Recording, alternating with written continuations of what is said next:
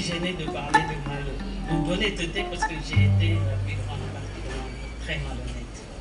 Et je le suis encore et je pense que mon combat et donc aussi un sens dans ma vie, c'est que je voudrais mourir dans l'honnêteté. Je n'ai pas vécu dans l'honnêteté beaucoup d'années de mon existence. J'y travaille, mais je voudrais vraiment, sincèrement, mourir dans l'honnêteté. Je n'ai pas écrit, comme le dit Péluine, parce que des gens avaient écrit ou que j'avais lu. J'avais écrit parce que j'avais vécu. C'est plutôt par rapport au vécu. J'avais intensément vécu. Pourtant, je lisais beaucoup. Je m'étais réfugiée toute petite dans la lecture. Mais ça, c'est une preuve de ma malhonnêteté, parce que je faisais une distinction absolue entre ce que je lisais et ce que j'étais. Parce que j'avais choisi à l'âge de 5 ans, lors d'une grande souffrance, de me réfugier dans la malhonnêteté. Ça va, ça va. Alors ça n'allait pas du tout. Un garçon me dit « je t'aime, tu m'aimes, je t'aime ». Alors que je ne l'aime pas du tout.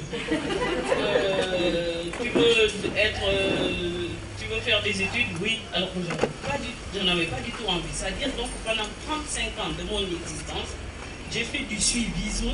Je n'ai pas manipulé les autres, mais je me suis manipulée moi-même pour être en phase avec les autres. Et ça, j'ai trouvé que intellectuellement, maintenant, avec le recul et profitant des avantages de l'âge, je me suis dit que intellectuellement, c'était pas bien. Parce que j'avais quand même un bagage par rapport à un vécu et non par rapport à des études ou des lectures. Le bagage que j'avais par rapport à un vécu où tous mes sens avaient été exploités au maximum, je pouvais quand même avoir la décence de reconnaître que je passais à côté et que j'étais une personne très malhonnête. Parce que quand moi j'écris et que confronté à moi-même, j'essaie d'être honnête, parce que l'écriture me permet cela, mais dès que le livre est sorti maintenant, il a quitté mon tiroir, il est maintenant face à un public. Quand je suis face à ce public, le public par rapport à la réception ou à son degré d'honnêteté ou de malhonnêteté, la manière dont le livre a été perçu m'interpelle, et au lieu de rester dans mon honnêteté, pour encore rester dans le groupe, pour que le groupe soit homogène, je me retrouve encore à retomber dans la malhonnêteté en voulant leur dire des choses que je ne pensais pas. Il y a des gens qui font des thèses de maîtrise sur mes œuvres. J'ai lu une thèse dans les toilettes. Je dis, mais c'est moi qui ai dit ça. C'est pas possible. C'est pas ça que j'ai voulu dire.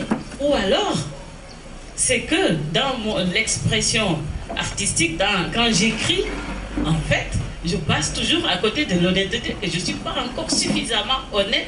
J'effleure les limites de l'honnêteté, mais je reste encore dans une forme malhonnête pour dire je suis un auteur, j'écris des trucs, est-ce que ma phrase est bien construite, je travaille sur des volumes, je travaille sur des couleurs, parce que l'écriture permet machin, alors là je me la joue. Mais en fait, sous ce que j'écris, mon inconscient démontre que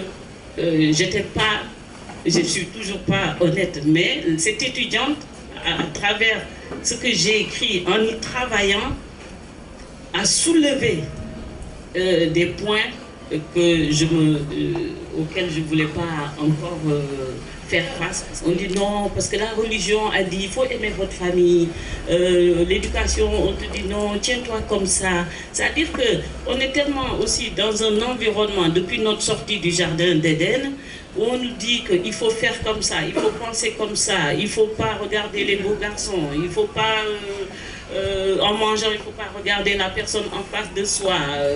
Les intellectuels disent non, si tu n'as pas lu Kant ou Hegel ou tu n'as pas Platon, tu es à côté, etc.